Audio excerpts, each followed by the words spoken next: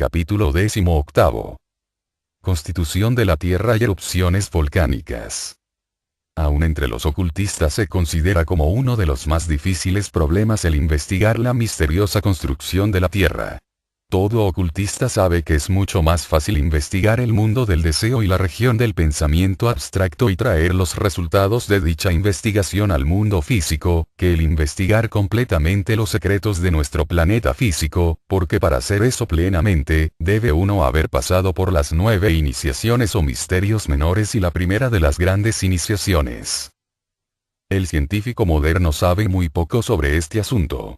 En lo que concierne a los fenómenos sísmicos, cambia muy a menudo sus teorías, porque constantemente está descubriendo nuevas razones que hacen insostenibles sus hipótesis anteriores. Han investigado, con su minucioso y espléndido cuidado, la costra externa, pero solo hasta una profundidad insignificante.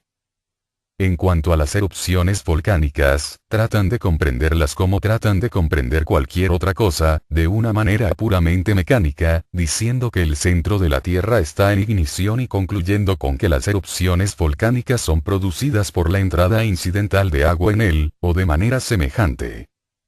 En cierto sentido, sus teorías tienen alguna base, pero en este caso siempre dejando a un lado las causas espirituales, que son para el ocultista las únicas reales. Para él, el mundo está muy lejos de ser una cosa muerta. Por el contrario, todo está compenetrado por el espíritu, que es la palanca que produce los cambios en y sobre el planeta. Las diferentes clases de cuarzos, los metales, la disposición de los varios estratos, todo tiene un significado mucho mayor que lo que el investigador materialista puede comprender. Para el ocultista, la forma en que están colocados es sumamente significativa. En esta materia como en cualquier otra, la ciencia oculta está frente a la ciencia moderna en la misma relación que la fisiología frente a la anatomía. La anatomía indica minuciosamente la posición de cada hueso, músculo, ligamento, nervio, etc., sus posiciones relativas de unos con otros, y así sucesivamente, pero no da explicación alguna respecto a cómo funcionan las diferentes partes de que está compuesto el cuerpo. La fisiología, por otra parte, no solamente indica la posición y estructura de todas las partes del cuerpo, sino que también indica su empleo y funcionamiento. El conocer los diversos estratos de la Tierra y las posiciones relativas de los planetas en el firmamento sin conocer su empleo y significado en la vida y el objeto del cosmos, es tan inútil como conocer únicamente las posiciones de los huesos, músculos, nervios, etc., sin comprender las funciones que desempeñan en la economía del cuerpo. El número de la bestia. Ante la visión educada del clarividente, iniciado en los varios grados de misterios, la Tierra se presenta como compuesta de estratos, semejante a una cebolla, estando cada capa o estrato sobre otro. Hay 9 estratos y la costra central. 10 en total. Cada estrato se le va haciendo accesible con cada iniciación, así que al final de las 9 iniciaciones, domina todas las capas, pero no tiene acceso a los secretos del corazón central. En el habla antigua, esos 9 grados se llaman los misterios menores. Llevan al neófito conscientemente a través de todo el relato de la evolución pasada, a través de todas las actividades de la existencia involuntaria, de manera que entonces es capaz de comprender la manera y el significado de la obra que entonces efectuó inconscientemente. Se le muestra cómo se produjo la constitución nonupla actual, el triple cuerpo, la triple alma y el triple espíritu. Cómo trabajaron las jerarquías creadoras sobre los espíritus virginales despertando en ellos al ego, ayudando a este a formar el cuerpo. Y también el trabajo que él mismo efectuó para extraer del triple cuerpo tanta triple alma como posee actualmente.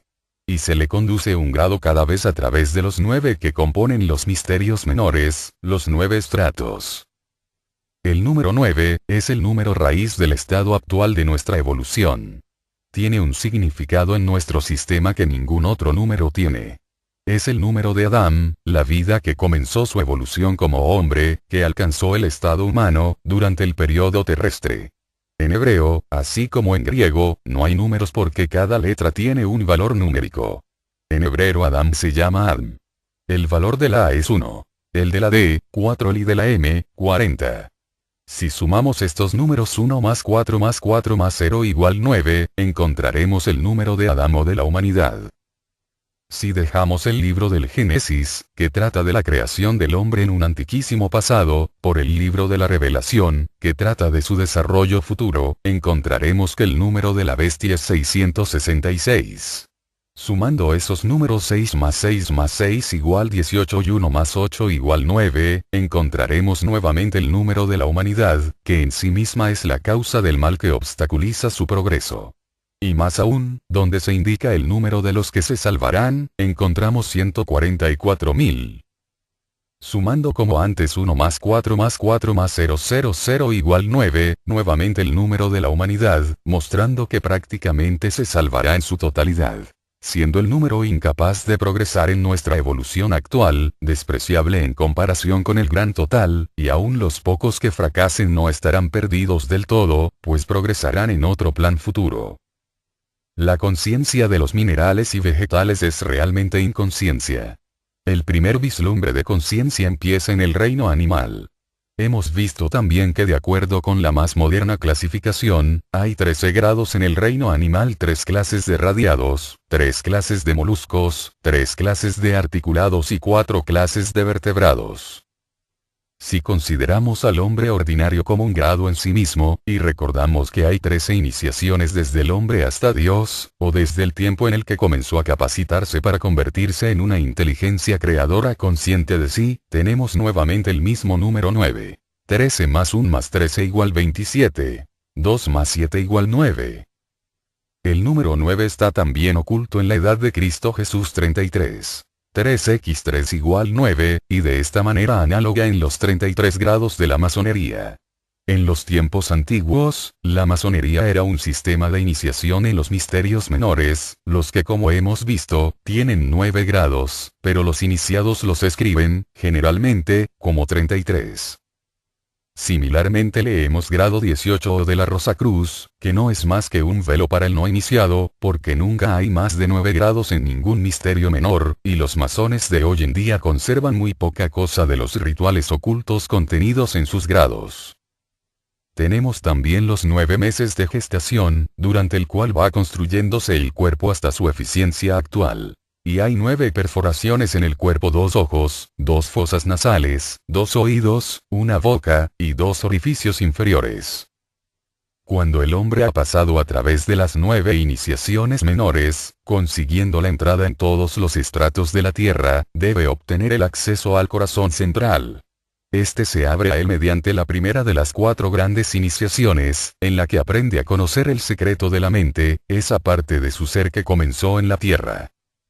Cuando está pronto para la primera gran iniciación, ha desarrollado su mente hasta un grado que todos los hombres obtendrán al final del periodo terrestre.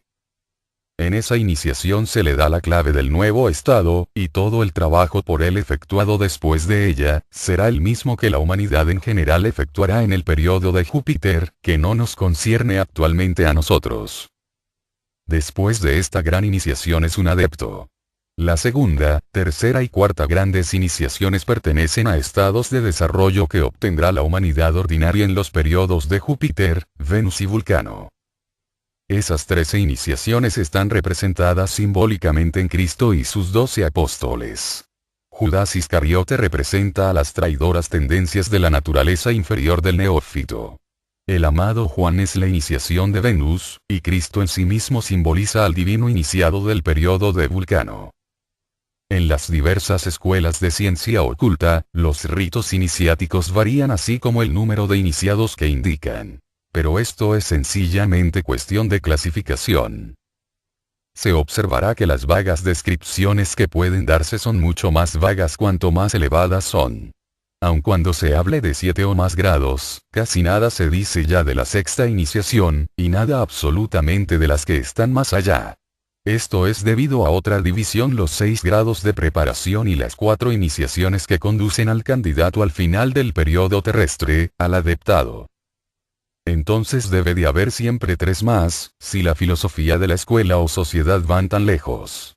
El autor no conoce, sin embargo, otra escuela que la Rosacruz que tenga algo que decir sobre los 3 periodos que precedieron al periodo terrestre, salvo la simple afirmación de que existieron esos periodos. No se los pone en relación con nuestra fase actual de existencia. Similarmente, otras enseñanzas ocultistas enseñan que habrá 3 esquemas evolutivos más, pero no se dan detalles sobre ellos. Por supuesto, bajo esas circunstancias, las 3 últimas iniciaciones no se mencionan siquiera.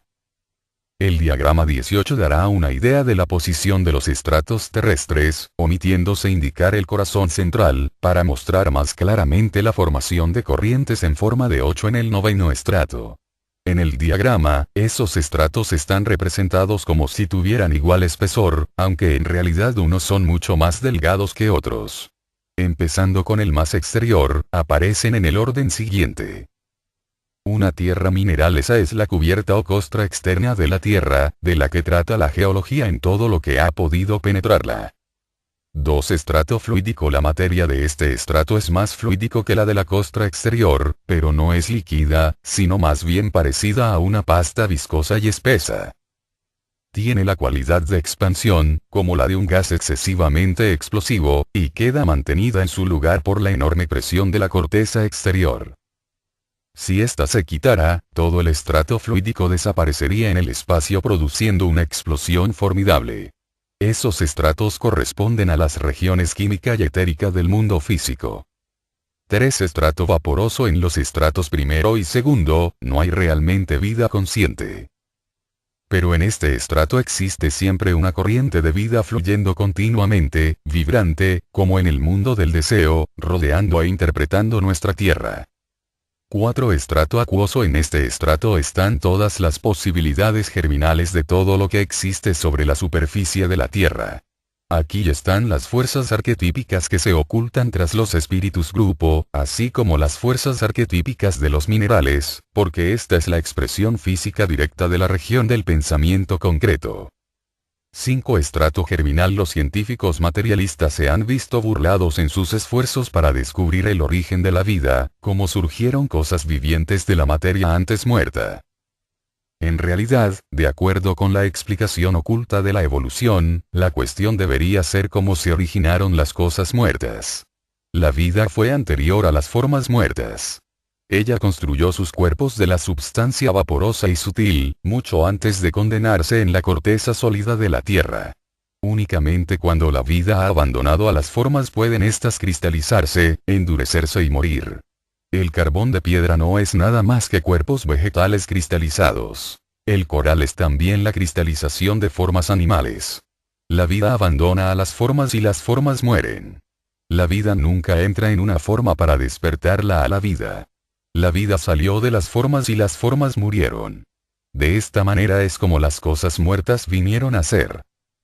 En este quinto estrato yace la fuente primordial de la vida, de la que vino el ímpetu que construyó todas las formas de la Tierra. Corresponde a la región del pensamiento abstracto. 6. Estrato ígneo. Por extraño que parezca, este estrato posee sensación. El placer y el dolor, la simpatía y la antipatía, tienen aquí su efecto sobre la Tierra. Generalmente se supone que la Tierra no puede tener sensación alguna bajo ninguna circunstancia. El ocultista, sin embargo, cuando ve segar el grano maduro o arrancar las frutas de los árboles en el otoño, o el cortar las flores, sabe el placer que experimenta la tierra misma en ello. Es parecido al placer que siente la vaca cuando el ternero vacía sus ubres repletas. La tierra experimenta un gran placer por haber nutrido a su progenie de formas, alcanzando ese placer su mayor grado en el tiempo de la siega. Por otro lado, cuando se arrancan las plantas de raíz, es evidente que el ocultista que la tierra siente un dolor. Por esa razón aquel no come los alimentos vegetales que crecen bajo la tierra. En primer lugar, están llenos de fuerza terrestre y carecen de fuerza solar, además de estar envenenados por haber sido extraídos por las raíces. La única excepción a esta regla es la patata, de la que come con prudencia, porque originalmente crecía en la superficie de la tierra y solo en tiempos relativamente recientes comenzó a crecer bajo el suelo. Los ocultistas tratan de alimentar sus cuerpos con los frutos que crecen bajo el sol, porque contienen más fuerza solar y de calidad superior, y no causan sufrimiento alguno a la tierra con ello. No debe creerse que los trabajos de labranza produzcan dolor alguno a la tierra, pues es al revés. Toda desintegración de la corteza dura de ella le produce un sentimiento de libertad, de comodidad, como cuando a uno le sacan un peso de encima, y toda solidificación es fuente de dolor. Cuando en una montaña el torrente lava el suelo y lo lleva a la llanura, la tierra se siente más libre. Cuando la materia desintegrada se deposita de nuevo, como en la barra que se forma frente a la boca de los ríos, se produce un sentimiento de incomodidad. Así como la sensación de los animales y del hombre es debida a sus cuerpos vitales separados, así también los sentimientos de la tierra están especialmente activos en el sexto estrato, que corresponde al mundo del espíritu de vida. Para comprender el sentimiento de placer que experimenta cuando se rompe una roca y el dolor que se produce cuando hay adherencias, debemos recordar que la Tierra es el cuerpo denso de un gran espíritu, y para facilitarnos un medio adecuado y conveniente en el que podamos vivir y obtener experiencia, ha tenido que cristalizar su cuerpo hasta el estado de solidez actual. Conforme prosiga la evolución y el hombre aprenda las lecciones pertenecientes a este pináculo de concreción, entonces la tierra se irá haciendo más blanda y su espíritu se irá liberando. A esto se refiere San Pablo cuando habla de que toda la creación está moviéndose y gimiendo, esperando por el día de la liberación. 7. Estrato reflector. Esta parte de la tierra corresponde al mundo del espíritu divino. Existen en la ciencia oculta lo que se conoce bajo el nombre de los 7 secretos indecibles. Para aquellos que no están familiarizados con esos secretos, o que no tengan por lo menos un vislumbre de su importancia, las propiedades de este estrato les parecerán particularmente absurdas y grotescas. En él, todas las fuerzas que conocemos como leyes de la naturaleza, existen como fuerzas morales o, más bien, inmorales. Al principio de la marcha consciente del hombre, esas fuerzas eran peores que ahora. Pero parece que conforme la humanidad progresa moralmente, esas fuerzas mejoran en proporción, y además cualquier falla inmoral tiene tendencia a aguijonear esas fuerzas de la naturaleza, produciendo perturbaciones sobre la tierra. Mientras que la lucha por elevados ideales hace a esas fuerzas menos enemigas del hombre. Las fuerzas de este estrato son, pues, un reflejo exacto del estado moral de la humanidad. Desde el punto de vista oculto, la mano de Dios que castigó a Sodoma y Gomorra no es una tonta superstición, porque así como hay una responsabilidad individual ante la ley de consecuencia que acarrea a cada persona el justo resultado de sus obras, buenas o malas, así también hay una responsabilidad comunal o nacional que acarrea sobre los grupos colectivos de hombres resultados equivalentes a sus actos colectivos. Las fuerzas naturales son los agentes generales de tal justicia retributiva, produciendo inundaciones o terremotos o la beneficiosa formación de aceites y carbones de varias clases, de acuerdo con sus merecimientos. 8. Estrato atómico. Este es el nombre dado por los Rosacruces al octavo estrato de la Tierra, que es la expresión del mundo de los espíritus virginales. Parece tener la propiedad de multiplicar todas las cosas que están en él. Esto se aplica, sin embargo, únicamente a las cosas que ya han sido formadas definitivamente. Una pieza informe de madera o piedra no tiene existencia allí, pero cualquier cosa que haya sido formada, que tenga forma o vida, como una flor o un cuadro, queda multiplicada en este estrato en grado maravilloso. 9. Expresión material del espíritu terrestre. Hay allí corrientes en forma de 8 que están íntimamente relacionadas con el cerebro, corazón y órganos sexuales de la raza humana. Corresponde al mundo de Dios. 10. Centro del ser del espíritu terrestre. Nada puede decirse sobre él actualmente, salvo que es la última simiente de todo cuanto está en o sobre la tierra y corresponde al absoluto. Desde el sexto estrato, el ígneo, hasta la superficie de la Tierra, hay cierto número de orificios o agujeros en diferentes lugares. Su extremo exterior se llama cráter volcánico. Cuando las fuerzas de la naturaleza del séptimo estrato son aguijoneadas, pueden expresarse a través de los cráteres volcánicos, poniendo en movimiento al sexto estrato, el ígneo, exteriorizándose la agitación en forma de erupciones, en la boca del volcán. El material explosivo se toma de la substancia del segundo estrato, porque este es la contraparte densa del sexto estrato, así como el cuerpo vital, el segundo vehículo del hombre, es la contraparte del espíritu de vida, el sexto principio. Este estrato fluídico, de calidad expansiva y sumamente explosivo, asegura un suministro ilimitado de material en el punto de la erupción. El contacto con la atmósfera exterior endurece la parte que no se volatiza en el espacio, formando así la lava y el barro, de la misma manera que la sangre que fluye de una herida se coagula y restaña, y esa misma lava cierra el camino a las partes internas de la tierra. Como puede deducirse fácilmente del hecho de que las tendencias reflejadas de inmoralidad y antiespiritualidad de la humanidad son las que despiertan esas fuerzas de la naturaleza del séptimo estrato a una actividad destructora, puede comprobarse generalmente que los pueblos degenerados son los que sucumben en esas catástrofes. Esos pueblos, juntos con otros cuyo destino generado bajo la ley de consecuencia, por varias razones, entraña una muerte violenta, son llevados desde los diferentes países por fuerzas suprahumanas, hasta el sitio donde debe ocurrir la erupción. Para todo pensador, las erupciones volcánicas del Vesubio, por ejemplo, serían una corroboración de la afirmación que acabamos de hacer. La lista de esas erupciones durante los últimos 2000 años muestra que su frecuencia ha aumentado en proporción directa al crecimiento del materialismo. En los últimos 60 años especialmente, en los que el radio de la ciencia materialista se enganchó tanto, y con creciente arrogancia y absoluto desprecio negaba todo lo espiritual, han aumentado también las erupciones volcánicas. Mientras que solo hubo 6 erupciones en los primeros 1000 años después de Cristo, las últimas 5 han tenido lugar en un periodo de 51 años, como se verá.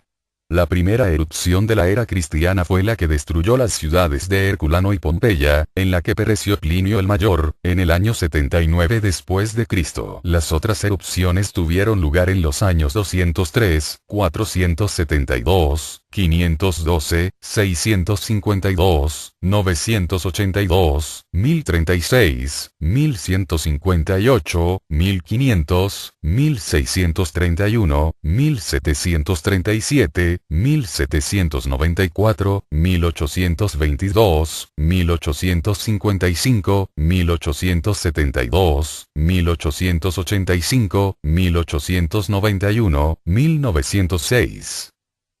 En los primeros 1000 años hubo 6 erupciones. En el segundo millar de años ha habido 12, ocurriendo las últimas 5 en un periodo de 51 años, como acabamos de indicar. Del número total de 18 erupciones, las 9 primeras ocurrieron en la llamada Edad Media, esto es, los 1600 años durante los cuales el mundo occidental fue dominado por los llamados gentiles o idólatras o por la Iglesia romana. El resto tuvo lugar en los últimos 300 años, durante los cuales el advenimiento y desarrollo de la ciencia moderna, con sus tendencias materialistas, ha borrado casi todo vestigio de espiritualidad, especialmente en la última década del siglo XIX.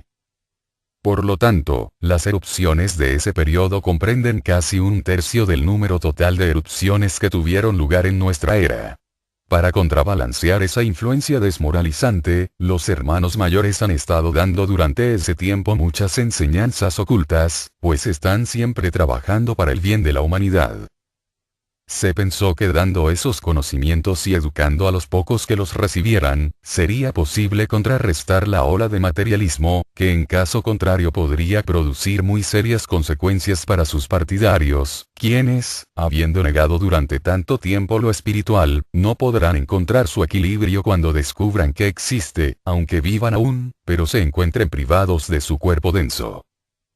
Tales personas pueden encontrarse con un destino demasiado triste para que pueda contemplarse con ecuanimidad. Una de las causas de la terrible peste blanca, la tuberculosis, es el materialismo, que quizá no haya existido en la actual encarnación, pero que es el resultado de anteriores creencias y afirmaciones materialistas. Hemos hablado de la muerte de Plinio el Mayor y del tiempo de la destrucción de Pompeya. Es muy interesante seguir el destino de tal científico, no tanto por el individuo en sí, sino por la luz que arroja sobre la forma en que el ocultista lee la memoria de la naturaleza, cómo se imprimen las cosas en ella, y el efecto de las características pasadas sobre nuestras tendencias actuales. Cuando un hombre muere, su cuerpo denso se desintegra. Pero la suma total de sus fuerzas puede encontrarse en el séptimo, o el estrato reflector de la Tierra, del que puede decirse que es como un almacén en el que, como fuerzas, quedan en existencia las formas pasadas. Si conociendo el tiempo de la muerte de un hombre, buscamos en ese almacén, es posible encontrar allí su forma.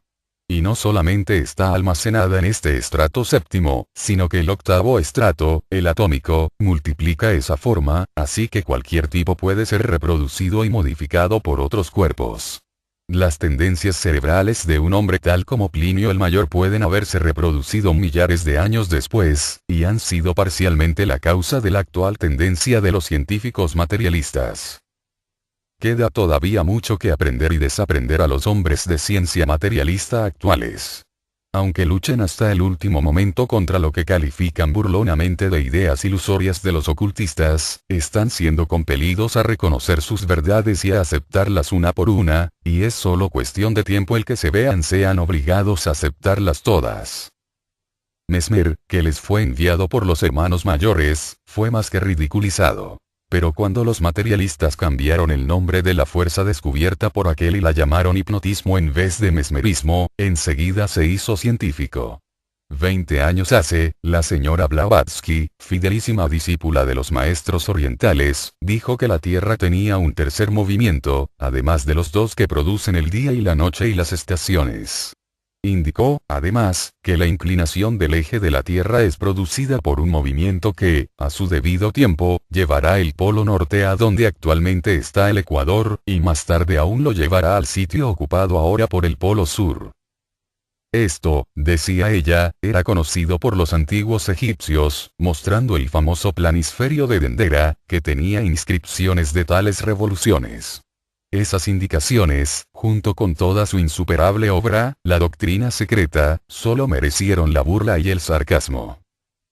Pocos años hace, un astrónomo, Mr. G. E. Sutcliffe, de Bombay, descubrió y demostró matemáticamente que Laplace se había equivocado en sus cálculos. Por ese descubrimiento y la rectificación de dicho error, se confirmó con demostraciones matemáticas la existencia del tercer movimiento de la Tierra, tal como lo indicaba la señora Blavatsky. Esto se explica también por el hecho maravilloso de que se encuentran plantas tropicales y fósiles en las regiones polares, pues tal movimiento produciría, necesariamente, a su tiempo, periodos tropicales y glaciales en todas las partes de la Tierra, correspondientes a un cambio de posición respecto del Sol.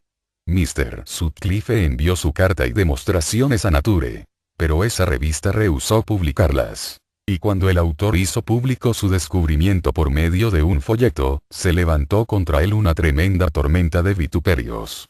Sin embargo, Mr. Sutcliffe es un profundo estudiante de la doctrina secreta y eso explica la recepción hostil que mereció su descubrimiento con todos sus corolarios inevitables. Más tarde, sin embargo, un francés, que no era astrónomo, sino un simple mecánico, construyó un aparato que demostraba la amplia posibilidad de la existencia de tal movimiento. El aparato fue exhibido en la Louisiana Purchase Exhibition, de Saint Louis, y fue recomendado calurosamente por Camilo Flammarion, como digno de investigación.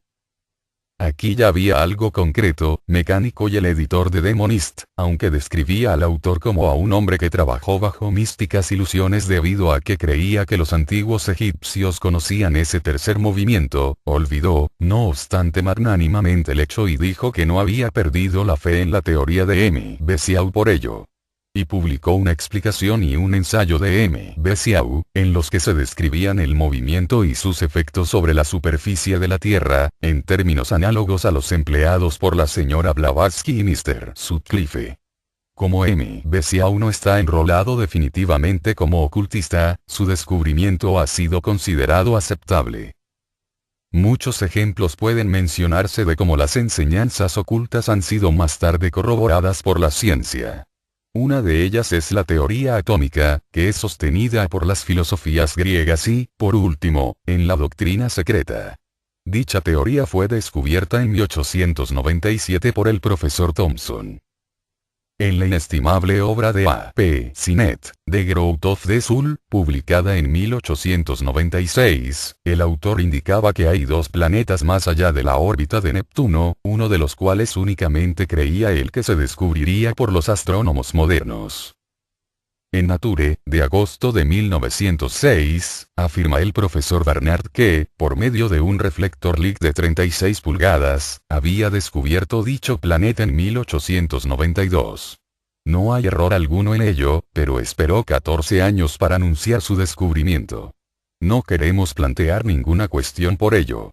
El punto principal es que el planeta está allí, y que el libro de Mr. Sinnett lo decía 10 años antes de que el profesor Barnard afirmara públicamente su descubrimiento. Probablemente, antes de 1906, el anuncio de haber descubierto un nuevo planeta podría haber perturbado alguna teoría aceptada popularmente. Hay muchas teorías semejantes. La teoría de Copérnico no es del todo exacta, y hay otros muchos hechos que no pueden ser explicados por la elogiada teoría nebular solamente. Tycho Brahe, el famoso astrónomo danés, rehusó aceptar la teoría de Copérnico. Tenía muy buenas razones para permanecer fiel a la teoría de Ptolomeo, porque, como él decía, por su intermedio, los movimientos de los planetas se ven correctamente, mientras que en la teoría de Copérnico es necesario emplear una tabla de correcciones. El sistema de Ptolomeo es correcto desde el punto de vista del mundo del deseo, y tiene muchos detalles que se necesitan en el mundo físico. Para muchos, las afirmaciones hechas en las páginas anteriores serán consideradas como fantásticas. Sea así. Tiempo vendrá en el que todos poseerán los conocimientos que aquí se han dado. Este libro es solamente para los pocos que, habiendo liberado sus mentes de las garras de la ciencia o de la religión ortodoxa, están prontos para aceptarlo provisionalmente hasta que comprueben su verdad o mentira. Capítulo 19. Christian Rosenkreuz y la Orden de los Rosacruces. Antiguas verdades con ropajes modernos. Habiendo encontrado entre el público un gran deseo de saber algo sobre la Orden de los Rosacruces, y como en nuestra civilización occidental, y quizás hasta entre nuestros estudiantes, no se comprende bien el importante lugar ocupado por los hermanos de la Rosa Cruz, es conveniente dar algunas informaciones auténticas sobre el asunto. Todo el mundo está sujeto a la ley, y toda nuestra evolución progresó espiritual y físicamente a la par. El Sol es el dador de la luz física, tal como lo conocemos, y aparentemente marcha del este al oeste llevando luz y vida a todas las partes de la Tierra unas después de otras. Pero el Sol visible, es únicamente una parte del Sol, así como el cuerpo visible es solo una pequeña parte del hombre. Hay un sol invisible y espiritual cuyos rayos estimulan el crecimiento del alma en unas partes de la tierra tras otras, así como el sol visible promueve el crecimiento de la forma, y este impulso espiritual también viaja en la misma dirección del este al oeste.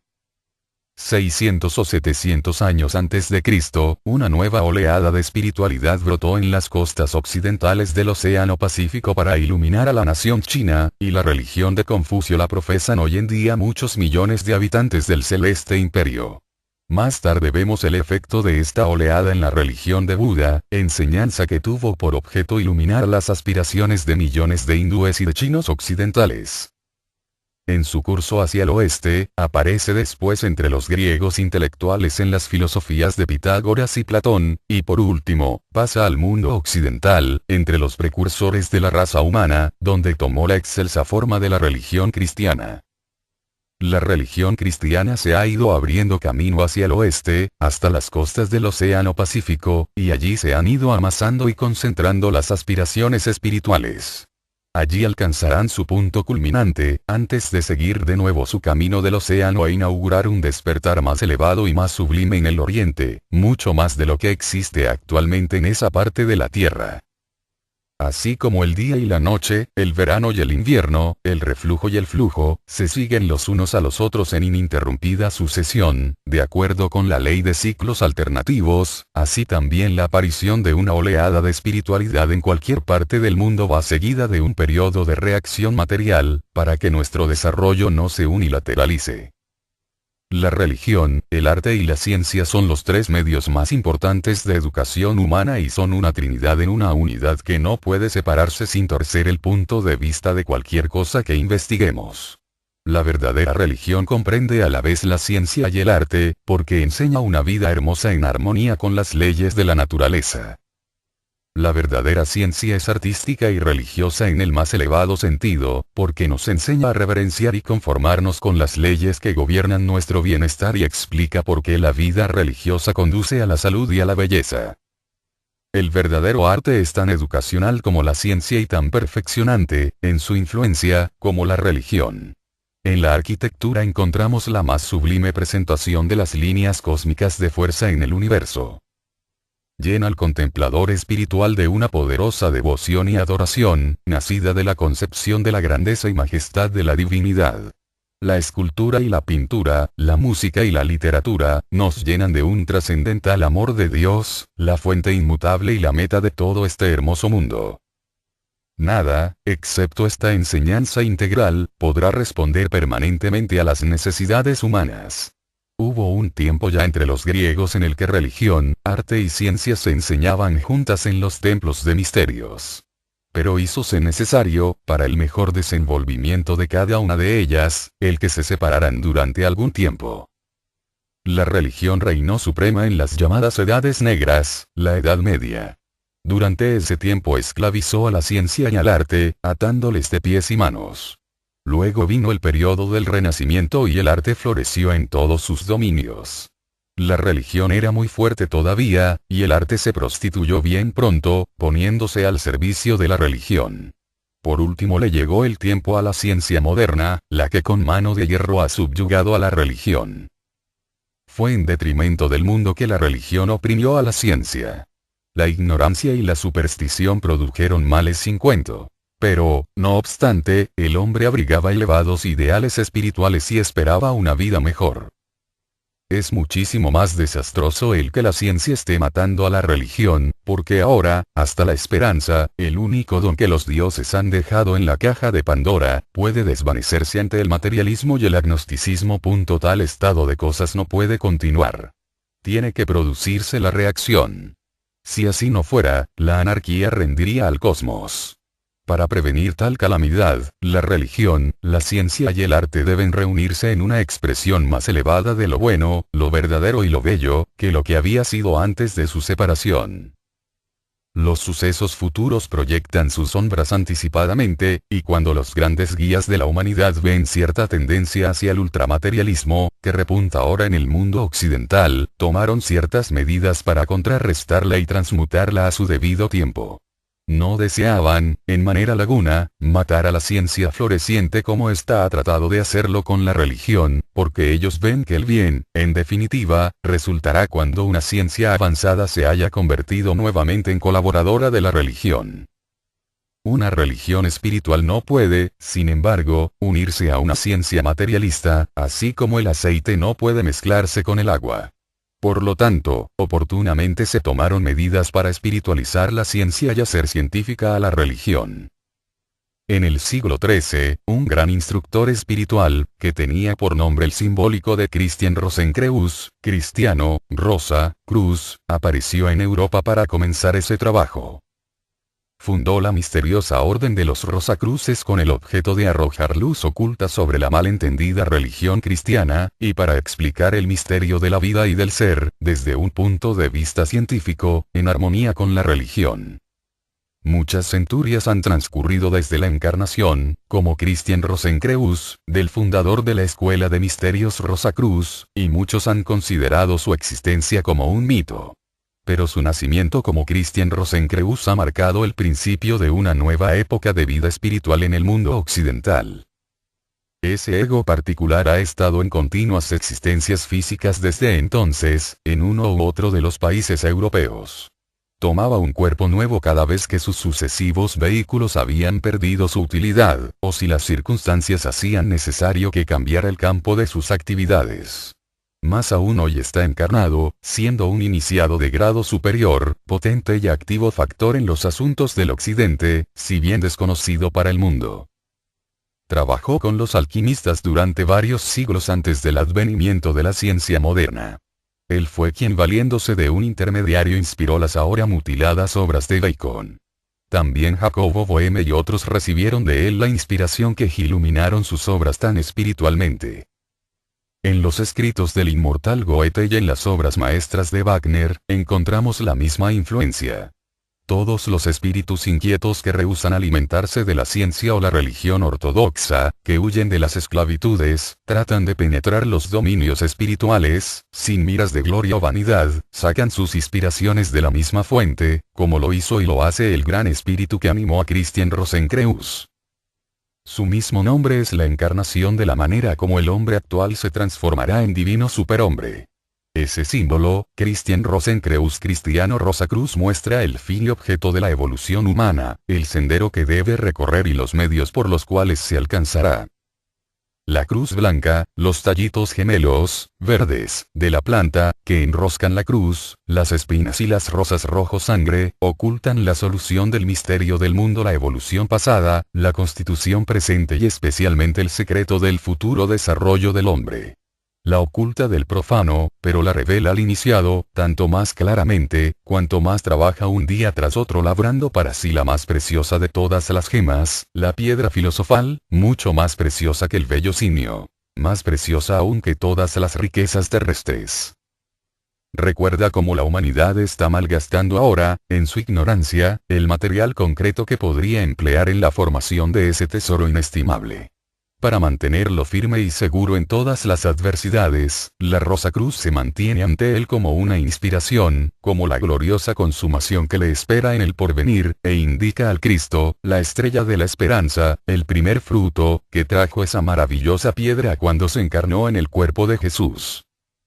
Por medio de investigaciones, se ha encontrado que en todos los sistemas religiosos había una enseñanza reservada para los elegidos, que no se daba a la multitud, en parábolas, pero explicó su oculto significado a sus discípulos, dándoles así una comprensión más profunda y más apropiada a sus mentes desarrolladas. San Pablo daba leche a los niños o hermanos más jóvenes de la comunidad, reservando la carne para los fuertes que había ya estudiado profundamente. Así que siempre ha habido una enseñanza oculta o interna y otra externa, y esas enseñanzas ocultas se daban en las escuelas de misterio que cambian de vez en cuando para adaptarse a las necesidades de los pueblos en los que están trabajando. La Orden de los Rosacruces no es simplemente una sociedad secreta, es una de las escuelas de misterios, y los hermanos son hierofantes de los misterios menores, custodios de las sagradas enseñanzas que tienen un poder espiritual mucho más potente en la vida del mundo occidental que cualquier gobierno visible, si bien ellos no se interponen con la humanidad hasta el punto de privarla de su libre albedrío. Como el sendero de desarrollo, en todos los casos, depende del temperamento del aspirante, hay generalmente dos: el místico y el intelectual. El místico está desprovisto de conocimientos intelectuales. Sigue simplemente los dictados de su corazón y trata de hacer la voluntad de Dios como él la siente, elevándose sin estar consciente de ninguna meta definida, y al fin alcanza el conocimiento. En la Edad Media la gente no era tan intelectual como lo es ahora, y los que sentían el llamado hacia la vida superior, generalmente seguían el sendero místico. Pero durante los últimos centenares de años, desde el advenimiento de la ciencia moderna, una humanidad más intelectual ha poblado la Tierra. La cabeza ha vencido completamente al corazón, el materialismo ha dominado todo impulso espiritual y la mayoría de la gente pensante no cree en nada que no pueda tocar, gustar o manipular. Por lo tanto, es necesario que se haga un llamado a su intelecto para que el corazón pueda creer lo que el intelecto haya sancionado. Respondiendo a esta demanda, las enseñanzas de misterios de los Rosacruces tratan de correlacionar los hechos científicos con las verdades espirituales. En el pasado, esas enseñanzas han sido mantenidas en secreto para todos, excepto para los pocos iniciados. Y aún hoy en día, son una de las más misteriosas y secretas del mundo occidental. Todos los llamados hallazgos del pasado, que parecían revelar los secretos de los Rosacruces, han sido o fraudulentos o resultado de traiciones de parte de algún profano que accidentalmente o de otra manera ha escuchado fragmentos de conversaciones, ininteligibles para todos menos para los poseedores de la clave.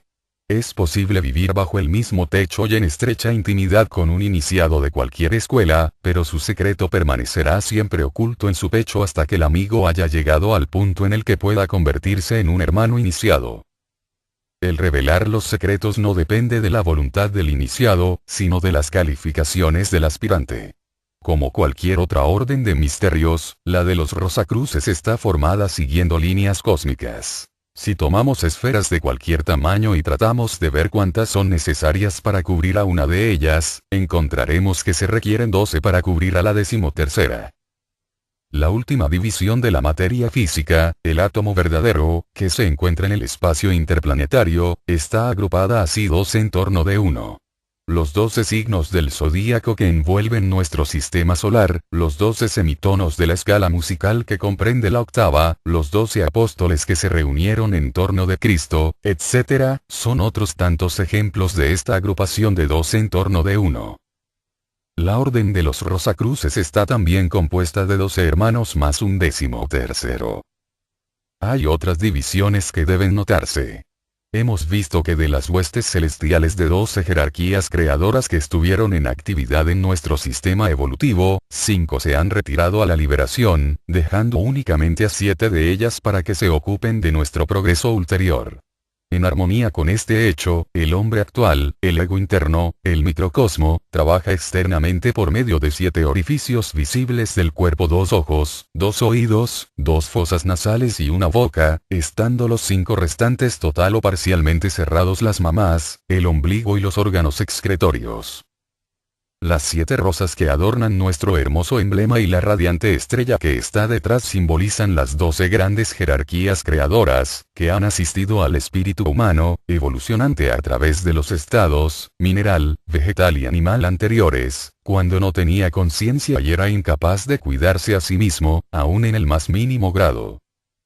De estas 12 huestes de grandes seres, 3 clases trabajaron con el hombre por propia voluntad, sin tener la menor obligación de hacerlo. Estas huestes están simbolizadas por los 3 puntos de la estrella de nuestro emblema que apuntan hacia arriba. 2 más de estas grandes jerarquías están a punto de retirarse, y están simbolizadas por los 2 puntos de la estrella que irradian hacia abajo. Las 7 rosas simbolizan el hecho de que aún hay 7 grandes jerarquías en actividad en el desarrollo de los seres de la Tierra, y como todas estas diversas clases, desde la más pequeña hasta la más grande, no son sino parte del único gran todo que llamamos Dios, todo el emblema es un símbolo de Dios en manifestación. El axioma hermético dice: como es arriba es abajo, y los instructores menores de la humanidad están también agrupados según las mismas líneas cósmicas de 7, 5 y 1. Hay sobre la Tierra 7 escuelas de misterios menores, 5 de misterios mayores, y el total está agrupado en torno de una cabeza central que se llama el Liberador. En la Orden Rosacruz, 7 hermanos van al mundo cada vez que la ocasión lo requiere, apareciendo como hombres entre los hombres o trabajando en sus vehículos invisibles con o sobre los demás, según sea necesario. Sin embargo, debe tenerse bien presente que más influyen en nadie contra su voluntad o contra sus deseos, sino que únicamente fortalecen el bien donde quiera que lo encuentren. Los 5 hermanos restantes nunca abandonan el templo. Y aunque poseen cuerpos físicos, ejecutan todo su trabajo desde los mundos internos. El 13º es el jefe de la orden, un eslabón con el Consejo Central Superior, que está compuesto por los hierofantes de los misterios mayores, los que no tratan con la humanidad ordinaria absolutamente, sino solo con los graduados en los misterios menores. La cabeza de la orden está oculta al mundo externo por los 12 hermanos como la 13ª esfera de nuestro reciente ejemplo ilustrativo. Aún los discípulos de la escuela nunca lo ven, pero en los servicios nocturnos del templo, todos sienten su presencia cualquiera que sea el momento que él entre, y es señal para que comience la ceremonia. Alrededor de los hermanos de la Rosa Cruz, como discípulos suyos, hay cierto número de hermanos legos, quienes viven en diversas partes del mundo occidental, pero que pueden dejar sus cuerpos conscientemente, atender a los servicios y participar en la obra espiritual del templo, habiendo sido iniciados todos y cada uno de ellos por alguno de los hermanos mayores. La mayoría puede recordar todo cuanto les sucede, pero hay algunos casos en los que la facultad de dejar el cuerpo se adquirió en alguna encarnación anterior y ahora alguna enfermedad o el hábito de tomar drogas ha inhabilitado al cerebro para recibir impresiones del trabajo ejecutado por el ego fuera del cuerpo. Iniciación. La idea general que se tiene sobre la iniciación es que esta no es más que una ceremonia que convierte a uno en miembro de una sociedad secreta, cosa que puede conferirse con tal de que se pague cierto precio, una suma de dinero en la mayoría de los casos. Si bien es cierto que en la llamada iniciación en las órdenes fraternales o en la mayoría de las pseudo-ocultas, sucede así, es completamente erróneo cuando se aplica a las iniciaciones en los varios grados de las verdaderas fraternidades ocultas, como lo aclarará un poco de comprensión de los requisitos realmente exigidos. En primer lugar, el oro no es en manera alguna la llave del templo. El mérito cuenta, pero no el dinero. El mérito no se adquiere en un día. Es el producto acumulado de las buenas acciones pasadas. El candidato para iniciación generalmente está inconsciente de que es el candidato, y vive su vida en la comunidad sirviendo a su prójimo durante días y años sin ningún pensamiento ulterior, hasta que un buen día aparece en su vida un instructor, un hierofante de los misterios menores, apropiado al país en el que resida el candidato. Hasta este momento ha venido cultivando en sí ciertas facultades y acumulando ciertos poderes para servir y ayudar, de los que está generalmente inconsciente o los que no sabe cómo usar debidamente. La tarea del iniciador es entonces muy sencilla: muestra al candidato sus facultades latentes, los poderes adormecidos, y lo inicia en su empleo. Le explica o demuestra por vez primera cómo puede despertar esa energía estática convirtiéndola en poderes dinámicos. La iniciación puede realizarse con una ceremonia o no, pero obsérvese particularmente que siendo la iniciación la culminación inevitable de prolongados esfuerzos espirituales, sean conscientes o no, por parte del candidato, no puede positivamente tener lugar hasta que el desenvolvimiento interno haya acumulado los poderes latentes que la iniciación enseña a emplear dinámicamente, así como el apretar el gatillo de un revólver descargado, no puede producir explosión alguna. Tampoco hay miedo alguno de que la instrucción no se fije en alguno que haya alcanzado el grado de desarrollo requerido. Toda acción buena y desinteresada aumenta la luminosidad y el poder vibrante del aura del candidato enormemente, y tan seguramente como que el imán atrae la aguja, así también la brillantez del aura luminosa atraerá el instructor. Por supuesto, es imposible describir en un libro dado al público en general los estados de la iniciación Rosacruz. Hacerlo así sería una falta de lealtad y sería además imposible por falta de palabras para expresar los hechos. Pero está permitido dar un bosquejo general y mostrar el propósito de la iniciación. Los misterios menores tratan únicamente con la evolución de la humanidad durante el periodo terrestre. En las 3 revoluciones y media primeras de la oleada de vida en torno de los 7 globos, los espíritus virginales no habían adquirido la conciencia de sí mismos. Debido a esto ignoramos cómo hemos llegado a ser lo que somos. Tiene, pues, que iluminarse al candidato sobre el asunto, así que bajo el impulso del hierofante, durante el primer periodo de iniciación en el primer grado, su conciencia se dirige hacia la página de la memoria de la naturaleza que contiene los recuerdos de la primera revolución, en la que recapitulamos el desarrollo del periodo de Saturno. Él está aún en plena posesión de su conciencia diaria. Sabe y recuerda perfectamente los hechos de la vida del siglo XX, pero está ahora observando conscientemente los progresos de la evolución antehueste de espíritus virginales, de la que era una unidad en la revolución de Saturno. En esa forma aprende cómo se dieron los primeros pasos en el periodo terrestre, hacia la meta de realización, la que le será revelada en un grado superior.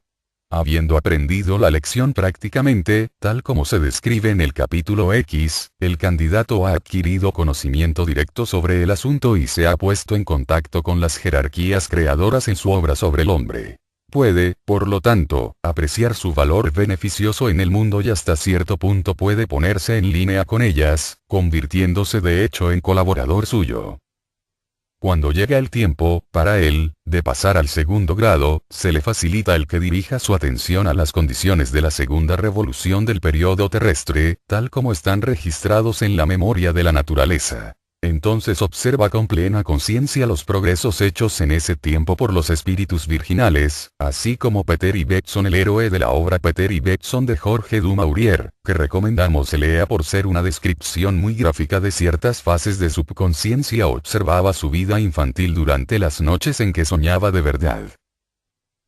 En el tercer grado el discípulo estudia la evolución de la tercera revolución lunar, y en el cuarto grado ve los progresos hechos en la mitad de la revolución que acabamos de pasar. Además hay otro paso en cada grado. El discípulo ve, además de la labor ejecutada en cada revolución, la obra realizada en la época correspondiente durante nuestra actual estada en el globo de la Tierra. Durante el primer grado, estudia la obra de la revolución de Saturno y su última consumación en la época polar. En el segundo grado, la obra de la revolución solar y su réplica en la época hiperbórea. Durante el tercer grado observa la obra realizada en la revolución lunar, y ve cómo fue la base de la vida en la época lemúrica. Durante el cuarto grado ve la evolución de la última media revolución con su correspondiente periodo de tiempo en nuestra estada sobre la Tierra. La primera mitad de la época Atlante que terminó cuando la densa niebla de la atmósfera desapareció y el sol comenzó a brillar sobre la tierra y el mar. Entonces terminó también la noche de inconsciencia, los ojos del ego interno se abrieron por completo y pudo dirigir la luz de su razón sobre el problema de conquistar al mundo. Ese fue el tiempo en que nació el hombre tal como hoy le conocemos. Cuando en los antiguos sistemas de iniciación se oye hablar de que se sumerge en trance al candidato durante un periodo de 3 días y medio, esto no es más que una referencia a esa parte de la iniciación que acabamos de describir, y los 3 días y medio se refieren a estados pasados y no son, en manera alguna, días de 24 horas. Varía el tiempo usado con cada candidato, pero en cualquier caso se le conduce a través del desarrollo inconsciente de la humanidad durante las revoluciones pasadas, y cuando se dice que despierta al nacer el sol del cuarto día, es la forma mística de expresar que su iniciación es la obra de la carrera involucionaria del hombre que cesó cuando el sol se levantó sobre la atmósfera aclarada de la Atlántida. Entonces se proclama al candidato primogénito. Habiéndose familiarizado con el camino que hemos transitado en el pasado, el quinto grado lleva al candidato al final del periodo terrestre, en el que una humanidad gloriosa está recogiendo los frutos de este periodo y llevándoselos consigo de los 7 globos sobre las cuales evolucionamos en cada día de manifestación, al primero de los 5 globos obscuros que son nuestra habitación durante las noches cósmicas. El más denso de ellos está situado en la región del pensamiento abstracto, y en realidad del caos de que se habla en la página 214 y siguientes. Este globo es también el tercer cielo, y cuando San Pablo habla de haber sido llevado al tercer cielo, donde vio cosas que no podía decir, se refería a las experiencias equivalentes a las del quinto grado de los misterios rosacruces actuales. Una vez que se le ha mostrado el fin del quinto grado, el candidato queda familiarizado con los progresos que se lograrán durante las 3 revoluciones y media restantes del periodo terrestre. Los 4 grados restantes están dedicados a iluminarle sobre el asunto.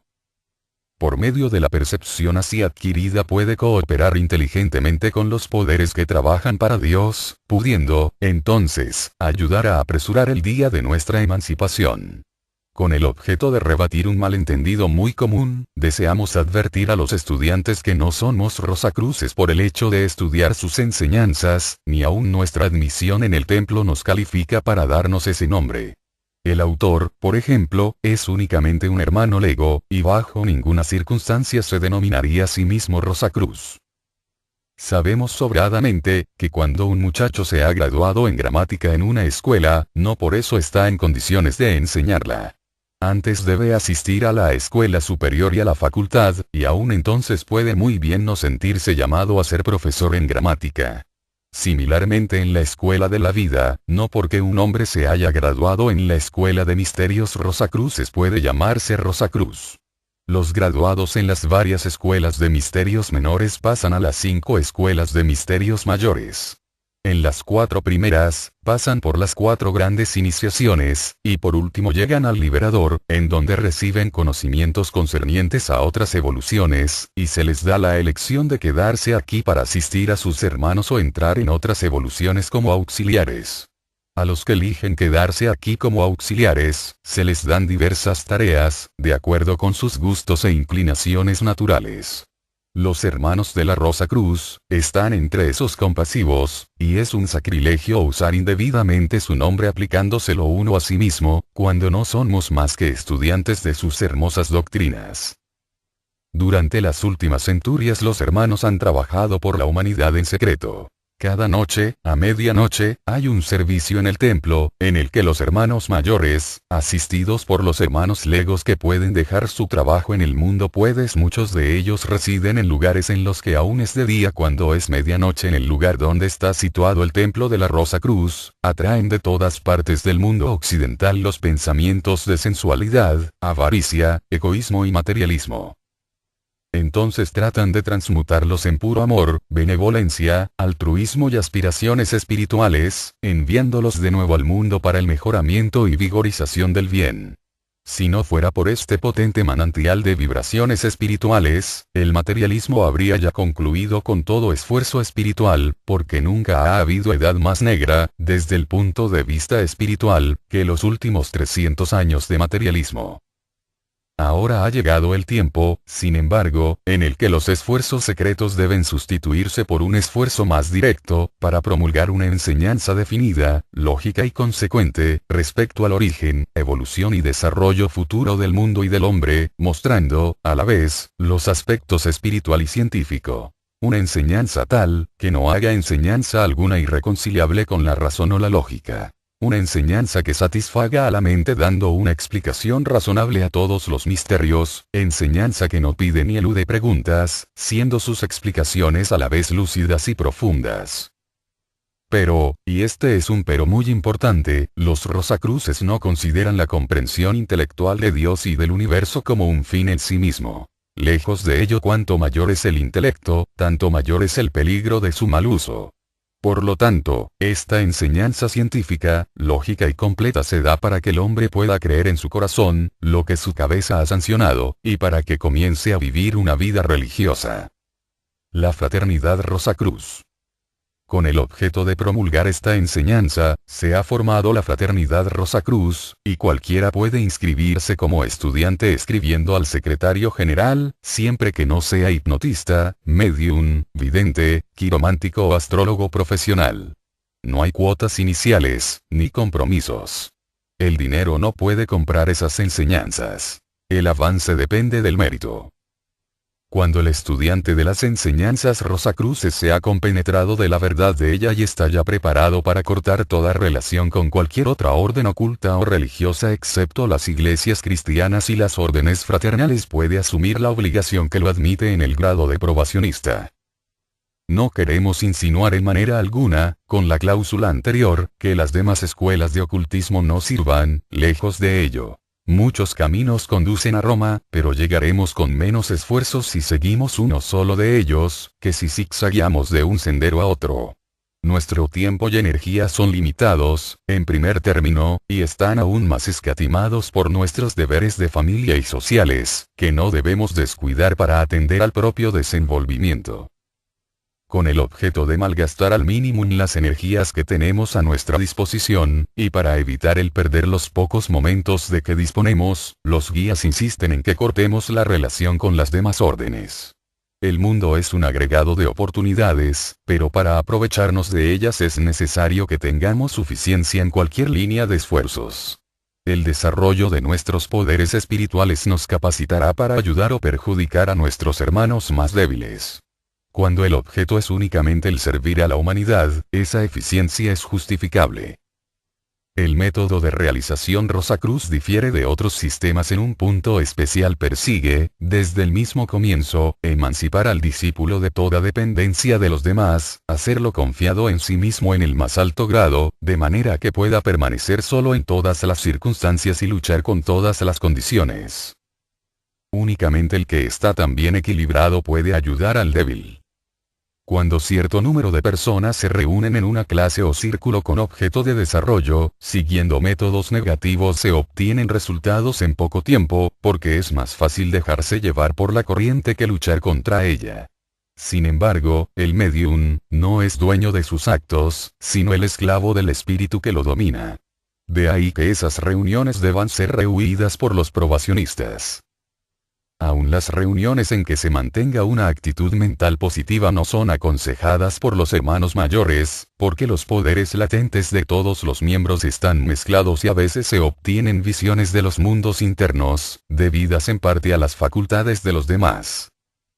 El calor de un carbón en el centro de una hoguera queda aumentado por el de los carbones que lo rodean, y el clarividente producido en un círculo, aunque sea positivo, es una planta de invernadero, demasiado sumiso él mismo como para que se le confíe el cuidado de los demás. Por lo tanto, todo probacionista de la Fraternidad Rosacruz ejecuta sus ejercicios en la soledad de su habitación. Los resultados se obtendrán más lentamente siguiendo este sistema, pero cuando aparezcan, se manifestarán como poderes cultivados por uno mismo empleables independientemente de los demás.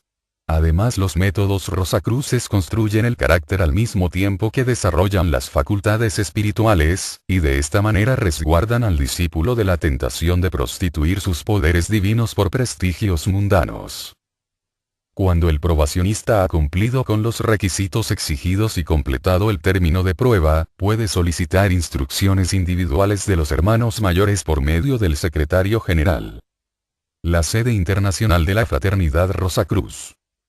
Habiéndose constituido de Rosicrucian Fellowship la Fraternidad Rosacruz con el propósito de promulgar las enseñanzas impartidas en este libro y ayudar a los aspirantes en el sendero de realización, se hizo necesario hallar una residencia permanente y facilitar los medios para efectuar la labor. Con este objeto fue comprado un amplio solar en la ciudad de Ocean City, California, situado a 90 millas al sur de Los Ángeles y a 40 millas al norte de San Diego, la ciudad más al sudoeste de los Estados Unidos. Dicho terreno ocupa un sitio prominente, teniendo por el lado oeste una de las más maravillosas vistas del Océano Pacífico y al este hermosas montañas de nevadas cimas. La parte sur de California es una región que ofrece excepcionales oportunidades para el desarrollo espiritual debido a que el éter de su atmósfera es más denso que en ninguna otra parte del mundo, y Mount Ecclesia, como se denomina la sede central de la Fraternidad Rosacruz, está particularmente favorecida a este respecto. Edificios. La labor fue iniciada al finalizar el año 1911. Desde entonces se ha construido un santuario, donde se realizan las ceremonias rosacruces, un templo de curación y un edificio administrativo de 2 pisos.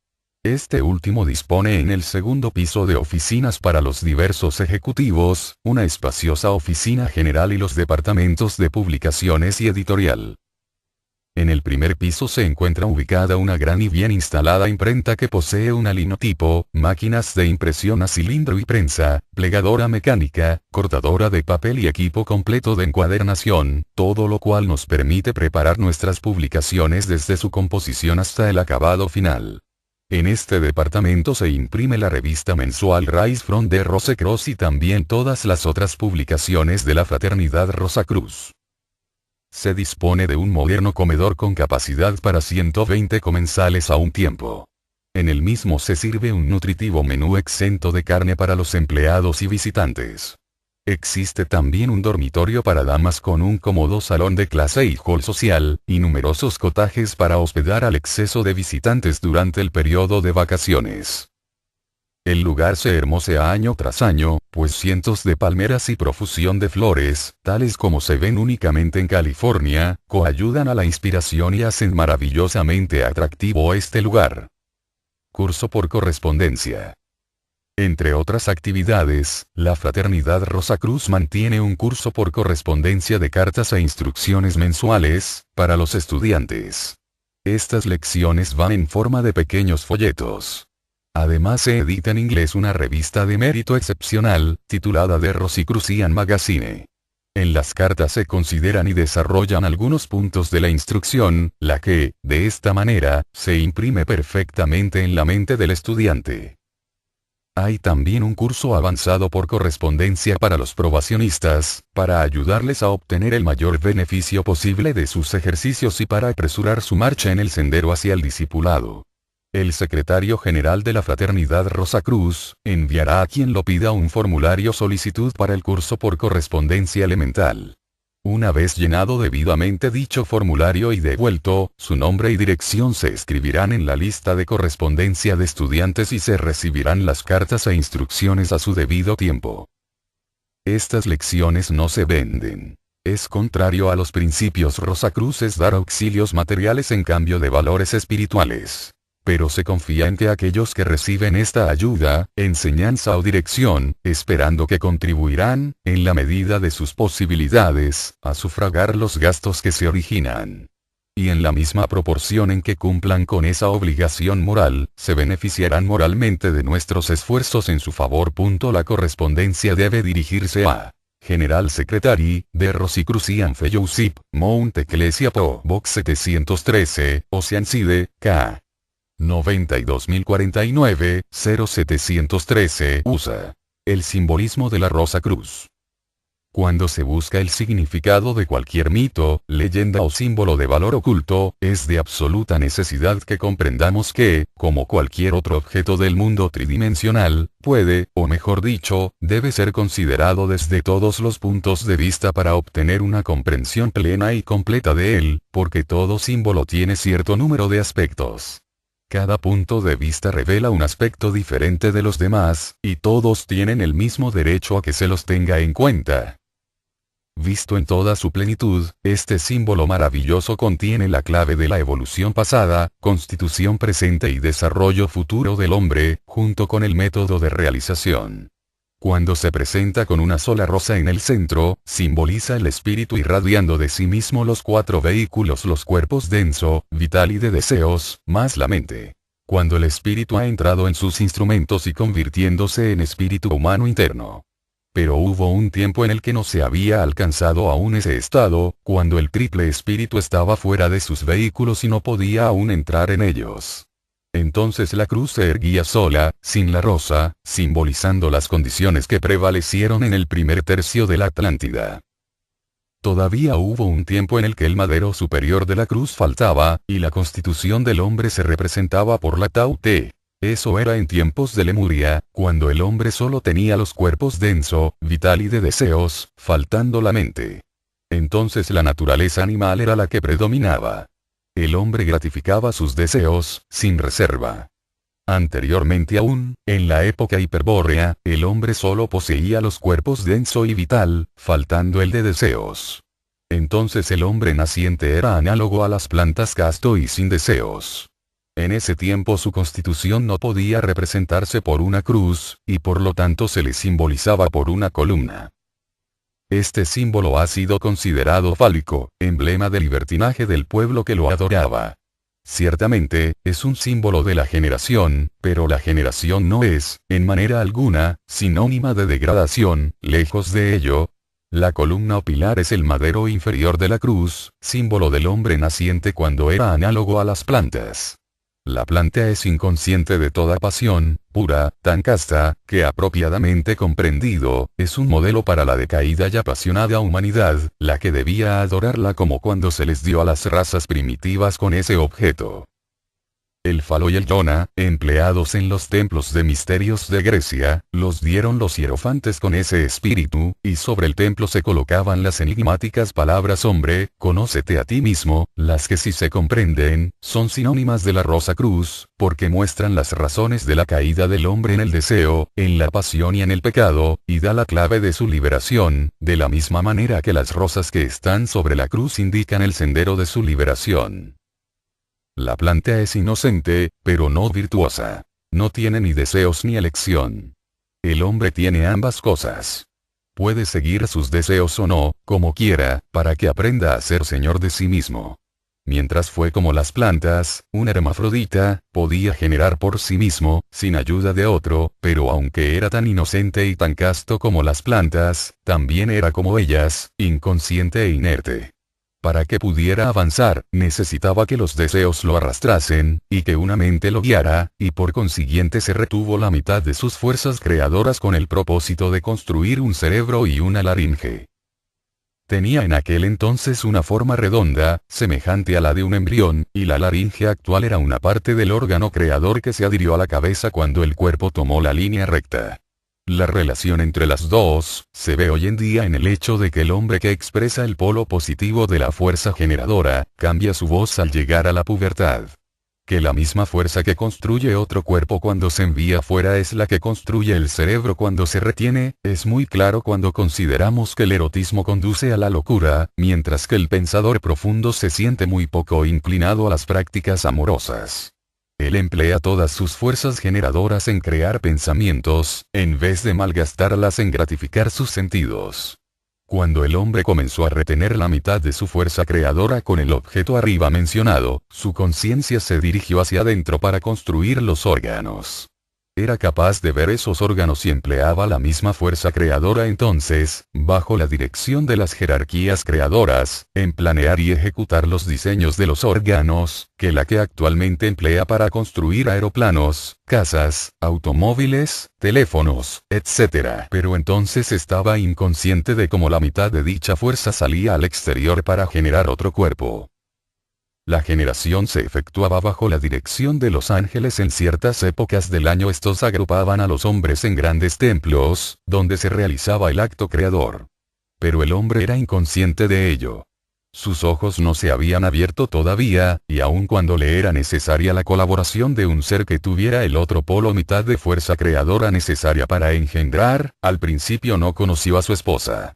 En la vida ordinaria el hombre estaba encerrado dentro de sí mismo, por lo menos en lo que al mundo físico concernía, pero esto comenzó a cambiar cuando se le puso en tan íntimo contacto con otro, como en el caso del acto generador. Entonces, por el momento, el espíritu desgarraba el velo de la carne y Adán conoció a su esposa. Había cesado de conocerse a sí mismo. Así que su conciencia fue concentrándose cada vez más en el mundo externo y perdiendo correspondientemente su percepción interna. Esta no puede readquirirse nuevamente hasta que haya pasado el estado en el que necesita otro ser para engendrar y haya llegado al punto en el que pueda utilizar de nuevo toda su fuerza creadora a voluntad. Entonces tornará a conocerse a sí mismo como cuando atravesaba el estado análogo al vegetal, pero con esta importantísima diferencia que entonces usará su facultad creadora conscientemente, y no se verá restringido a emplearla únicamente en la generación o procreación de su propia especie, sino para crear lo que quiera. Tampoco empleará sus actuales órganos de generación, sino la laringe que hablará la palabra creadora dirigida por el espíritu, por medio del mecanismo coordinador del cerebro. Así que los dos órganos formados por la fuerza creadora serán a su debido tiempo los medios por los cuales el hombre se convertirá en un creador independiente y consciente de sí mismo. Aún en el actual grado de desarrollo, el hombre modela la materia por su voz y por su pensamiento a la vez, como se vio en los experimentos científicos en los que los pensamientos crearon imágenes en placas fotográficas y en los que la voz humana creó figuras fotográficas en la arena, etc. En proporción directa a lo desinteresado que sea, el hombre podrá dar salida a la fuerza creadora que contiene. Esto le dará más poder mental y le permitirá utilizarlo para el mejoramiento de los demás, en vez de degradarlos y sujetarlos a su voluntad. Aprenderá entonces a dominarse a sí mismo y cesará en su intento de dominar a los demás salvo cuando lo haga para su bien, pero jamás con fines interesados o egoístas. Únicamente el que se ha dominado a sí mismo está calificado para dominar a los demás y para juzgar competentemente cuando debe hacerse así y qué es lo mejor para ellos. Vemos, pues, que, a su debido tiempo, el actual modo apasionado de generación será seguido por un método más puro y eficiente que el presente, y esto está también simbolizado en la rosa cruz cuando la rosa se coloca en el centro entre los cuatro brazos. El madero más largo, representa al cuerpo. Los dos horizontales, a los dos brazos, y el madero corto, superior, a la cabeza. La rosa está colocada en el lugar de la laringe. La rosa, como cualquier otra flor, es el órgano generador de la planta. Su verde tallito lleva la sangre vegetal incolora y sin pasión. La rosa rojo sangre muestra la pasión que llena la sangre de la raza humana, pero en la rosa el fluido vital no es sensual, es casto y puro. Así que es un excelente símbolo de los órganos generadores en estado purísimo y santo, estado que el hombre alcanzará cuando haya limpiado y purificado su sangre de todo deseo, cuando se haya hecho casto, puro, análogo a Cristo. Por lo tanto, los rosacruces esperan ardientemente el día en el que las rosas florezcan sobre la cruz de la humanidad, y los hermanos mayores saludan al alma anhelante con las palabras de la bienvenida Rosacruz, que las rosas florezcan sobre vuestra cruz. Por consiguiente, este saludo se emplea en las reuniones de las fraternidades locales por el lector, quien lo dirige a la asamblea de estudiantes, probacionistas y discípulos, quienes responden al saludo diciendo y sobre la vuestra también. San Juan habla de su purificación 1 Epístola 3:9, y dice que aquel que nace de Dios no puede pecar, porque guarda dentro de él su semilla. Es una necesidad absoluta para progresar que el aspirante sea casto. Debe tenerse muy presente que la castidad absoluta no se le exige al hombre hasta que ha alcanzado la preparación necesaria para las grandes iniciaciones, y que es un deber que tenemos para con el todo el perpetuar la raza. Si somos capaces mental, moral, física y financieramente, podemos ejecutar el acto de la generación como un santo sacrificio ofrecido en el altar de la humanidad, pero no para gratificar el placer sensual. Y tampoco debe realizarse austeramente, en una repulsiva disposición mental, sino gustosamente, dándonos a nosotros mismos y haciendo uso del privilegio de suministrar a algún amigo, que esté deseando renacer, un cuerpo apropiado para su desarrollo. De esta manera también lo ayudaremos a que florezcan las rosas sobre su cruz. Tratos primero y segundo, no hay realmente vida consciente. Pero en este estrato existe siempre una corriente de vida fluyendo continuamente, vibrante, como en el mundo del deseo, rodeando e interpretando nuestra tierra. 4. Estrato acuoso. En este estrato están todas las posibilidades germinales de todo lo que existe sobre la superficie de la tierra. Aquí están las fuerzas arquetípicas que se ocultan tras los espíritus grupo, así como las fuerzas arquetípicas de los minerales, porque esta es la expresión física directa de la región del pensamiento concreto. 5. Estrato germinal. Los científicos materialistas se han visto burlados en sus esfuerzos para descubrir el origen de la vida, cómo surgieron cosas vivientes de la materia antes muerta. En realidad, de acuerdo con la explicación oculta de la evolución, la cuestión debería ser cómo se originaron las cosas muertas. La vida fue anterior a las formas muertas. Ella construyó sus cuerpos de la substancia vaporosa y sutil, mucho antes de condenarse en la corteza sólida de la tierra. Únicamente cuando la vida ha abandonado a las formas pueden éstas cristalizarse, endurecerse y morir. El carbón de piedra no es nada más que cuerpos vegetales cristalizados. El coral es también la cristalización de formas animales. La vida abandona a las formas y las formas mueren. La vida nunca entra en una forma para despertarla a la vida. La vida salió de las formas y las formas murieron. De esta manera es como las cosas muertas vinieron a ser. En este quinto estrato yace la fuente primordial de la vida, de la que vino el ímpetu que construyó todas las formas de la tierra. Corresponde a la región del pensamiento abstracto. 6. Estrato ígneo. Por extraño que parezca, este estrato posee sensación. El placer y el dolor, la simpatía y la antipatía, tienen aquí su efecto sobre la tierra. Generalmente se supone que la tierra no puede tener sensación alguna bajo ninguna circunstancia. El ocultista, sin embargo, cuando ve segar el grano maduro o arrancar las frutas de los árboles en el otoño, o el cortar las flores, sabe el placer que experimenta la tierra misma en ello. Es parecido al placer que siente la vaca cuando el ternero vacía sus ubres repletas. La tierra experimenta un gran placer por haber nutrido a su progenie de formas, alcanzando ese placer su mayor grado en el tiempo de la siega. Por otro lado, cuando se arrancan las plantas de raíz, es evidente que el ocultista que la tierra siente un dolor. Por esa razón aquel no come los alimentos vegetales que crecen bajo la tierra. En primer lugar, están llenos de fuerza terrestre y carecen de fuerza solar, además de estar, capítulo 18. Constitución de la Tierra y erupciones volcánicas.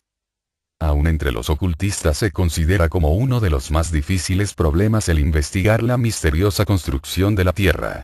Todo ocultista sabe que es mucho más fácil investigar el mundo del deseo y la región del pensamiento abstracto y traer los resultados de dicha investigación al mundo físico, que el investigar completamente los secretos de nuestro planeta físico, porque para hacer eso plenamente, debe uno haber pasado por las 9 iniciaciones o misterios menores y la primera de las grandes iniciaciones. El científico moderno sabe muy poco sobre este asunto. En lo que concierne a los fenómenos sísmicos, cambia muy a menudo sus teorías, porque constantemente está descubriendo nuevas razones que hacen insostenibles sus hipótesis anteriores. Han investigado, con su minucioso y espléndido cuidado, la costra externa, pero solo hasta una profundidad insignificante. En cuanto a las erupciones volcánicas, tratan de comprenderlas como tratan de comprender cualquier otra cosa, de una manera puramente mecánica, diciendo que el centro de la Tierra está en ignición y concluyendo con que las erupciones volcánicas son producidas por la entrada incidental de agua en él, o de manera semejante. En cierto sentido, sus teorías tienen alguna base, pero en este caso siempre dejando a un lado las causas espirituales, que son para el ocultista las únicas reales. Para él, el mundo está muy lejos de ser una cosa muerta. Por el contrario, todo está compenetrado por el espíritu, que es la palanca que produce los cambios en y sobre el planeta. Las diferentes clases de cuarzos, los metales, la disposición de los varios estratos, todo tiene un significado mucho mayor que lo que el investigador materialista puede comprender. Para el ocultista, la forma en que están colocados es sumamente significativa. En esta materia como en cualquier otra, la ciencia oculta está frente a la ciencia moderna en la misma relación que la fisiología frente a la anatomía. La anatomía indica minuciosamente la posición de cada hueso, músculo, ligamento, nervio, etc., sus posiciones relativas de unos con otros, y así sucesivamente, pero no da explicación alguna respecto a cómo funcionan las diferentes partes de que está compuesto el cuerpo. La fisiología, por otra parte, no solamente indica la posición y estructura de todas las partes del cuerpo, sino que también indica su empleo y funcionamiento. El conocer los diversos estratos de la Tierra y las posiciones relativas de los planetas en el firmamento sin conocer su empleo y significado en la vida y el objeto del cosmos, es tan inútil como conocer mostrando que prácticamente se salvará en su totalidad. Siendo el número incapaz de progresar en nuestra evolución actual, despreciable en comparación con el gran total, y aún los pocos que fracasen no estarán perdidos del todo, pues progresarán en otro plan futuro. La conciencia de los minerales y vegetales es realmente inconsciencia. El primer vislumbre de conciencia empieza en el reino animal. Hemos visto también que de acuerdo con la más moderna clasificación, hay 13 grados en el reino animal, 3 clases de radiados, 3 clases de moluscos, 3 clases de articulados y 4 clases de vertebrados. Si consideramos al hombre ordinario como un grado en sí mismo, y recordamos que hay 13 iniciaciones desde el hombre hasta Dios, o desde el tiempo en el que comenzó a capacitarse para convertirse en una inteligencia creadora consciente de sí, tenemos nuevamente el mismo número 9. 13 más 1 más 13 igual 27. 2 más 7 igual 9. El número 9 está también oculto en la edad de Cristo Jesús 33. 3x3 igual 9, y de esta manera análoga en los 33 grados de la masonería. En los tiempos antiguos, la masonería era un sistema de iniciación en los misterios menores, los que como hemos visto, tienen 9 grados, pero los iniciados los escriben, generalmente, como 33. Similarmente leemos grado 18 de la Rosacruz, que no es más que un velo para el no iniciado, porque nunca hay más de 9 grados en ningún misterio menor, y los masones de hoy en día conservan muy poca cosa de los rituales ocultos contenidos en sus grados. Tenemos también los 9 meses de gestación, durante el cual va construyéndose el cuerpo hasta su eficiencia actual. Y hay 9 perforaciones en el cuerpo: 2 ojos, 2 fosas nasales, 2 oídos, 1 boca, y 2 orificios inferiores. Cuando el hombre ha pasado a través de las 9 iniciaciones menores, consiguiendo la entrada en todos los estratos de la Tierra, debe obtener el acceso al corazón central. Este se abre a él mediante la primera de las 4 grandes iniciaciones, en la que aprende a conocer el secreto de la mente, esa parte de su ser que comenzó en la Tierra. Cuando está pronto para la primera gran iniciación, ha desarrollado su mente hasta un grado que todos los hombres obtendrán al final del periodo terrestre. En esa iniciación se le da la clave del nuevo estado, y todo el trabajo por él efectuado después de ella, será el mismo que la humanidad en general efectuará en el periodo de Júpiter, que no nos concierne actualmente a nosotros. Después de esta gran iniciación es un adepto. La segunda, tercera y cuarta grandes iniciaciones pertenecen a estados de desarrollo que obtendrá la humanidad ordinaria en los periodos de Júpiter, Venus y Vulcano. Esas 13 iniciaciones están representadas simbólicamente en Cristo y sus 12 apóstoles. Judas Iscariote representa a las traidoras tendencias de la naturaleza inferior del neófito. El amado Juan es la iniciación de Venus, y Cristo en sí mismo simboliza al divino iniciado del periodo de Vulcano. En las diversas escuelas de ciencia oculta, los ritos iniciáticos varían así como el número de iniciados que indican. Pero esto es sencillamente cuestión de clasificación. Se observará que las vagas descripciones que pueden darse son mucho más vagas cuanto más elevadas son. Aun cuando se hable de 7 o más grados, casi nada se dice ya de la sexta iniciación, y nada absolutamente de las que están más allá. Esto es debido a otra división, los 6 grados de preparación y las 4 iniciaciones que conducen al candidato al final del periodo terrestre, al adeptado. Entonces debe de haber siempre 3 más, si la filosofía de la escuela o sociedad van tan lejos. El autor no conoce, sin embargo, otra escuela que la Rosacruz que tenga algo que decir sobre los 3 periodos que precedieron al periodo terrestre, salvo la simple afirmación de que existieron esos periodos. No se los pone en relación con nuestra fase actual de existencia. Similarmente, otras enseñanzas ocultistas enseñan que habrá 3 esquemas evolutivos más, pero no se dan detalles sobre ellos. Por supuesto, bajo esas circunstancias, las 3 últimas iniciaciones no se mencionan siquiera. El diagrama 18 dará una idea de la posición de los estratos terrestres, omitiéndose indicar el corazón central, para mostrar más claramente la formación de corrientes en forma de 8 en el noveno estrato. En el diagrama, esos estratos están representados como si tuvieran igual espesor, aunque en realidad unos son mucho más delgados que otros. Empezando con el más exterior, aparecen en el orden siguiente. Una tierra mineral, esa es la cubierta o costra externa de la Tierra, de la que trata la geología en todo lo que ha podido penetrarla. 2. Estrato fluídico. La materia de este estrato es más fluídico que la de la costra exterior, pero no es líquida, sino más bien parecida a una pasta viscosa y espesa. Tiene la cualidad de expansión, como la de un gas excesivamente explosivo, y queda mantenida en su lugar por la enorme presión de la corteza exterior. Si ésta se quitara, todo el estrato fluídico desaparecería en el espacio produciendo una explosión formidable.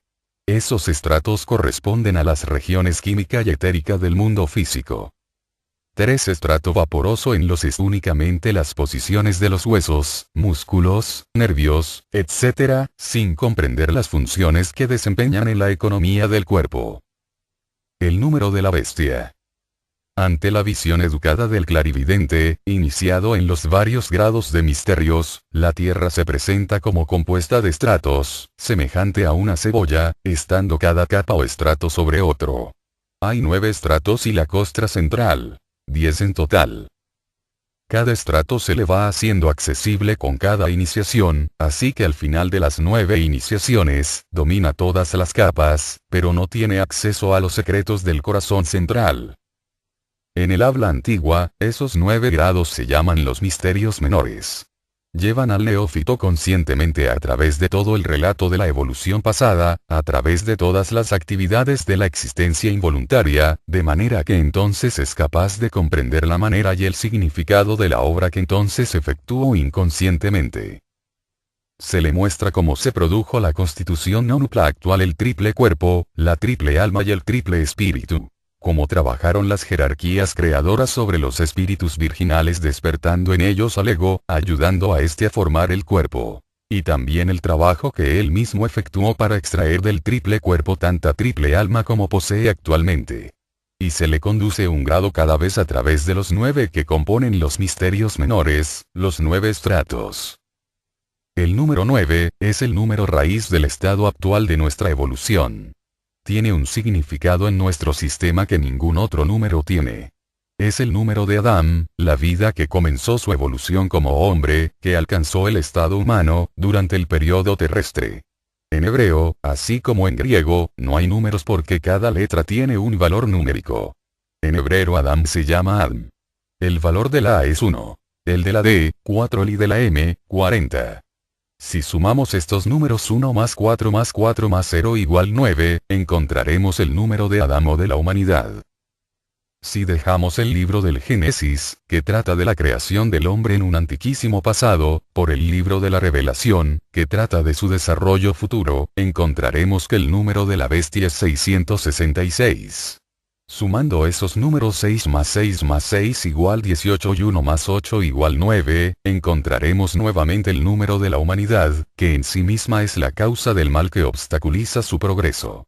Y más aún, donde se indica el número de los que se salvarán, encontramos 144.000. Sumando como antes 1 más 4 más 4 más 000 igual 9, nuevamente el número de la humanidad,